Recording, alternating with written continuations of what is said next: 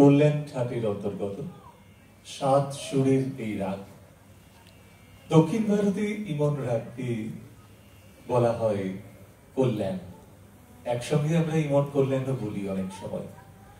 বিশুদার কাছে আমার প্রশ্ন এটা যে রাগ সঙ্গীত মানে একটা দীর্ঘ সময় আলাপ বিস্তার দ্রুত, যদিও আমার নিজস্ব দ্রুত অংশটা শুনতে ভালো লাগে, তো এই দীর্ঘ সময় ধরে একটা রাগের সঙ্গে থাকা, এর জন্য কি আজকের দিনে রাগ সঙ্গীতের চলন একটু কমে যাচ্ছে, না আধুনিক প্রজন্ম রাগ সঙ্গীত শুনতে চাইছে, করছে?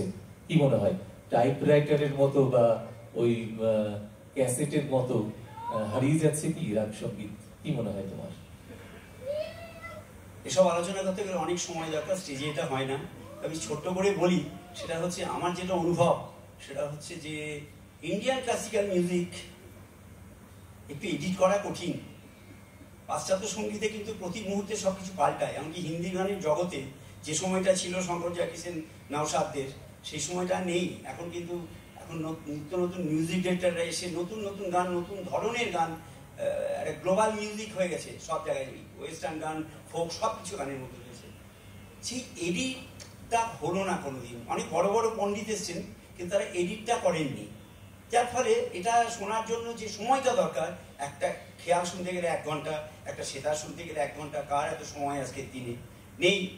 আর দ্বিতীয় কথা হচ্ছে, আমার যেটা মনে হয়, ক্লাসিক্যাল গান বাজনা না করলে ক্লাসিক্যাল গান বাজনা বোঝা যায় না। এখন ভূপালি আর দেশকার দুটো একই রকম স্বর ব্যবহার হয়, কি করে বুঝবে মানুষ যে কোনটা কি? তার জন্য শিক্ষাটা খুব জরুরি। এই জন্যই ইন্টারেস্টটা হারিয়ে ফেলছে। অর্থাৎ শিখে গান শুনতে যাওয়ার ধৈর্য কাউরিরই নেই। তোমার সঙ্গীত জীবনে আসি, মোটামুটি কতদিন ক্লাসিক্যাল সঙ্গীতের সঙ্গে তুমি যুক্ত? সময়টা খুব তবুও একটু খুব সময়। আমি ক্লাসিক্যাল তো আজও করে যাচ্ছি। আমি অনেকদিন ধরেই ক্লাসিক্যাল করি। আসলে আমি না জায়গা পাচ্ছিলাম না গিটার বাজিয়ে। অনেক ছিলেন, আমি একটু বয়সে ছোট ছিলাম, হঠাৎ মাথায় এলো যে ক্লাসিক্যাল বাজাই, এই রাস্তাটা খালি আছে মনে হচ্ছে এখনো। ক্লাসিক্যাল বাজে শুরু করলাম। শেষ অবধি কিন্তু আমি অনেক কনফারেন্স করেছি, রাগ সঙ্গীতের রবীন্দ্র সদনেও করেছি, বিমল কালচারাল হল ছিল সেখানেও করেছি। তো সেই চর্চাটা এখন আছে, কিন্তু চাহিদা তো মানুষের নেই, যার ফলে সেই পরিমাণ আর প্র্যাকটিস আমার হয় না। এবারে কোন রাগে যাবো? এবার যাবো শিবরঞ্জনী। খুব পপুলার, অনেক গান আপনারা শুনেছেন এই শিবরঞ্জনী রাগের উপর। একটা কাফি ঠাটের একটা রাগ, এবং এই যে সাধারণত লাইট গান, লাইট গাওয়া হয়, অর্থাৎ উপশাস্ত্রীয় সঙ্গীত হিসাবে এই রাগটা ব্যবহার করা হয়। আমি আজকে 3টে গান সিলেক্ট করেছি, তার মধ্যে একটা হচ্ছে জানে কাহা গেও দিন, বিখ্যাত মেরা নাম জোগাড়ের সেই শঙ্কর জাকিসেন কম্পোজিশন। নেক্সট গান হচ্ছে ও সাথী রে তেরে বিনা ভি কিয়া জিনা, মুকদ্দার কা সিকান্দারের কল্যাণজি আনন্দজির কম্পোজিশন। এবং সবশেষে অসাধারণ অসাধারণ আর.ডি. বর্মন কম্পোজিশন, মেরে নায়না সাউন্ড ভাদর। তুলনা হয় না।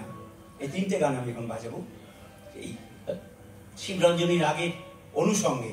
এই আরোহ অবরোহটা বলবে একটু? শিবরঞ্জনী আরোহে সা রে কোমল গা পা ধা সা, এটা কাউরির কি কাজে থাকবে আমি জানি না। যারা রাগ সঙ্গীত করেন তারা সবাই জানেন, আর যারা জানেন না তাদের কোনো কাজেও লাগবে। আমার মতো মানুষ। ঠিক আছে।